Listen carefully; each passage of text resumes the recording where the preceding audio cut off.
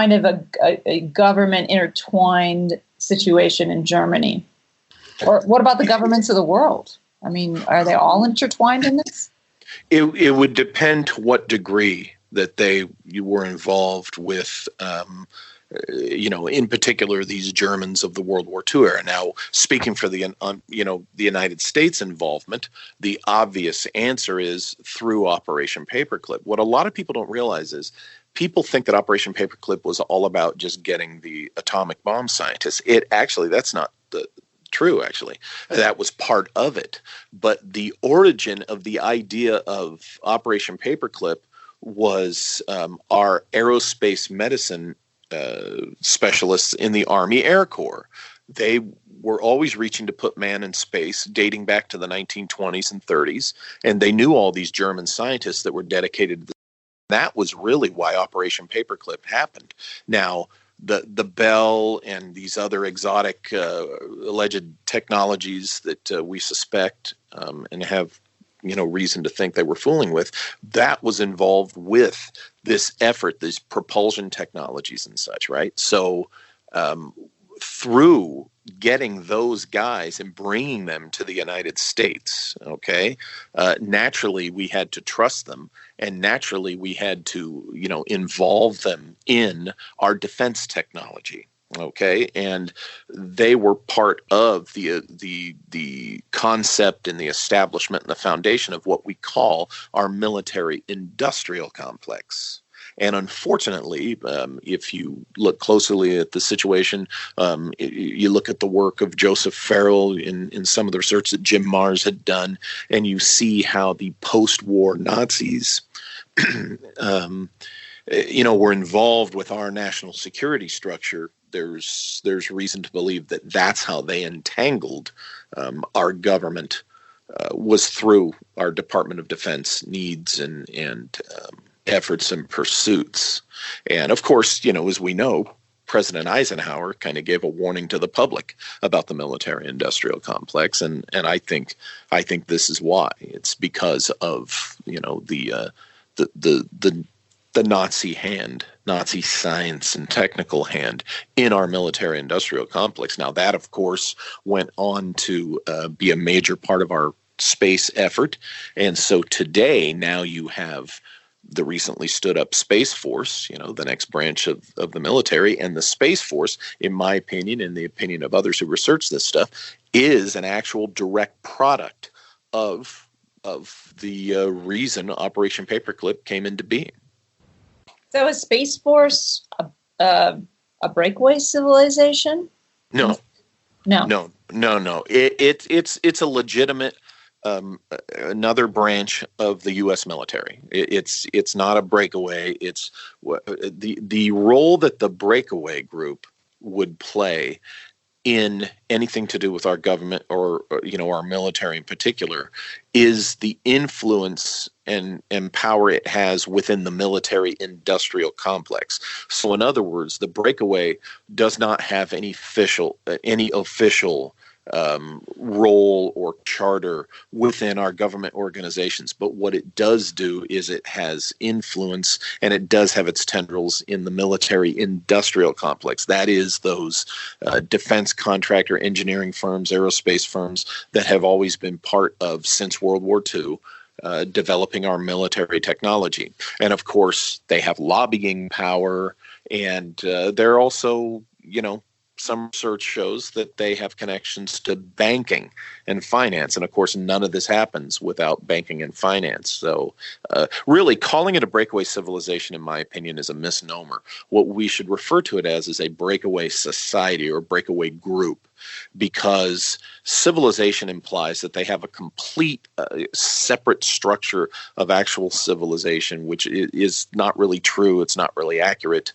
What they have is the independent means to do things their own way and, be free of any control by others or fealty to anyone. It makes them independent, and depending upon how wealthy they are, makes them very influential, and how deep they have their tendrils into various nations it makes them extremely influential. But that's how it works. They're not officially controlling anything, but they're very much involved with official things. So the goal is to take the humanity out in space. Is this the goal? Oh, you mean of the breakaway? I think the breakaway civilization, as you've now coined it. The breakaway society group. Yeah, they're into their own. Their goals are having their own presence in space.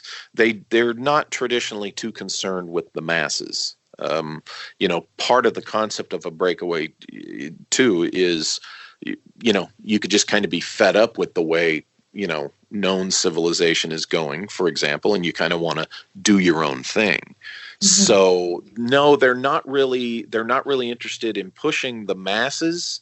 They kind of like to have their own thing and they want their own thing, but the day that it becomes lucrative to exploit the resources in space and requires the manpower, that's when you'll see a breakaway, for example, then suddenly be all about getting people into space, really because they need manpower to get those resources. Like most efforts.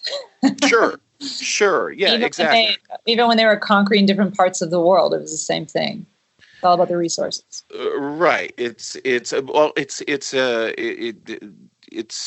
just like the New World. Okay, we were told that Columbus discovered, the New World, and gee, we didn't know it was there. And of course, most people who have been looking at anything for the last 10 years on this issue, especially, realize that it's very likely that several other sources knew about the Americas and they were exploiting the mining and kind of keeping it their secret. And then when it was decided, hey, we actually need to open this up and really exploit these resources and have, get over there and exploit it, then suddenly, oh, look, it's discovered by Columbus.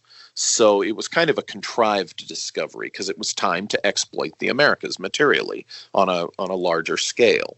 And I see space, them doing the same thing with space.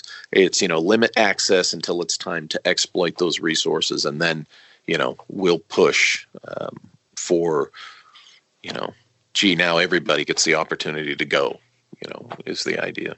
Aha. Onward with Space Force. All right, cool. That was a super interesting interview with Walter Bosley. He has an amazing voice.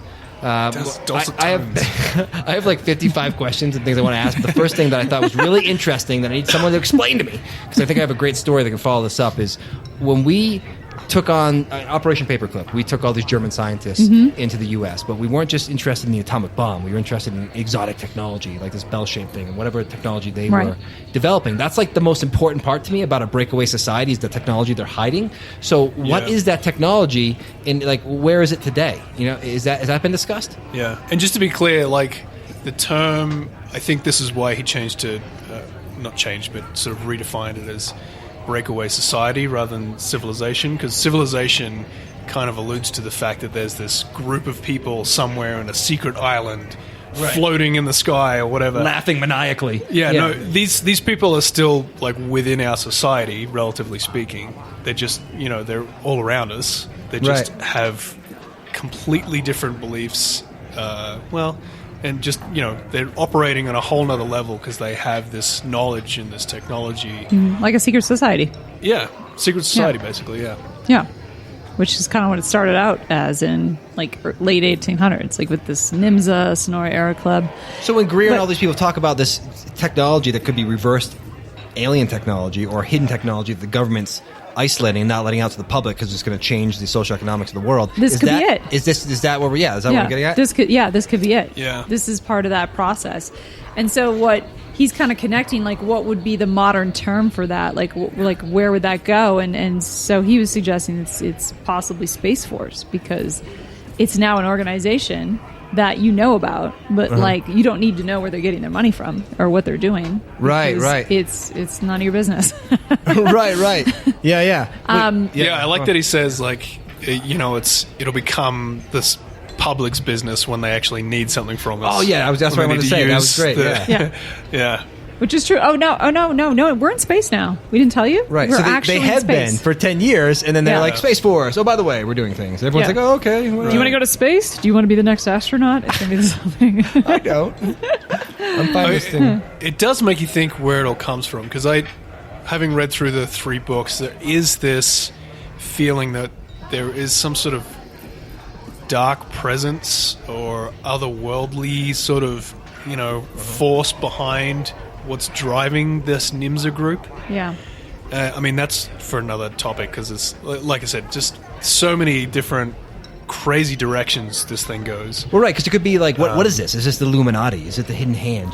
I like this version of that story better, because I don't like the old story of like it's been going on for hundreds of years, and these dark families with all this money, right? And the Rothschilds and the Rockefellers, and they've had all this power. This is actually more interesting, I think, and also more plausible in a sense. Yeah, I think so. And when you read the books and you start to see the connecting dots, and I really like about Walter's writing that he doesn't ever say this is what's happening, and he always lets you know well beforehand that, look, this is just a speculation. I'm just hypothesizing here. It's not like I'm saying this is the gospel.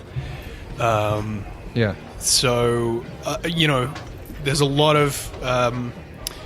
there's a lot of these jigsaw pieces that he kind of finds, and it's just kind of like they're floating sections of information, and then he's sort of guiding you, sort of directing the dots where it's possible where these things sort of connect. And sorry, that was a really rambling explanation, but No, I got it. But it's really complex, is what I'm saying, guys. It sounds, very complex. It sounds like it. It goes from ritualistic murders to hidden technologies to breakaway societies. I mean, that's right. Why are they like? Hold on, before you go. Sorry, it's like, okay, let's back up.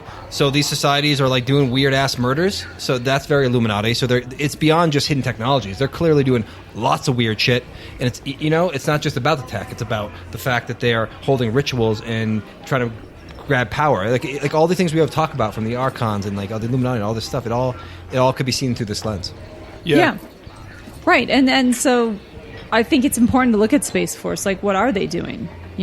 Like what's next? Like, do they already have this technology, and where's the evidence? And should we be involved now? Right. It feels like like you were saying, I wouldn't be surprised if this isn't like, now that we have a Space Force, now we're going to start building spaceships.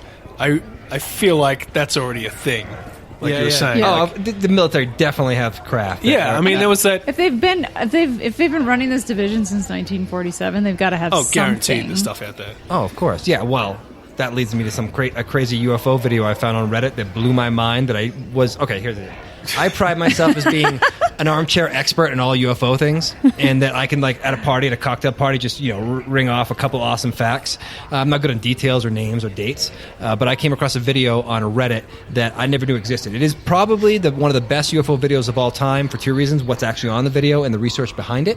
If it wasn't for the recent Nimitz incidents with the Go Fast video and the Gimbal video and the other one I can't remember, the third member in the boy band that no one cares about, those 3 videos are probably the most important videos. But this video, I can't believe I didn't know about it. It's not really famous. I had never seen it before, but when I blew my watched mind. it was like, wow. All right, I'm going to break down this crazy video you never heard of, and right after the break. Awesome. All right, so we're back. One of the most interesting things about a breakaway society is not just the rituals, it's the hidden technology and how it could change the world. And what are the examples of that? I don't know specifically, but there was an interesting video that I hyped before the break from Puerto Rico that could be an example of a hidden technology, because why would it be there? Why would it be under the ocean, and why would it be doing what it's doing? It sounds more human-made, even though it's exotic, than alien in a sense. I could believe that it was made by a breakaway society. So on April 25th, 2013 at 9:20 p.m., this event happened in Aguadilla, Puerto Rico. I probably didn't say that right, but whatever. We can't help you. Aguadilla. This video is 3 minutes and 54 seconds, and it's 7,027 frames, which is what they studied. It was filmed by the Department of Homeland Security on a turboprop aircraft, specifically by the branch of U.S. Customs and Border Protection. Okay, this is awesome. 2 things happen in this video that are beyond what any aircraft known today can do. I guess we should start putting up links at some stage on our website, but we'll definitely link to this one. But just give us a brief description of what's going on. This is what's happening. It's a really awesome story. So here we go.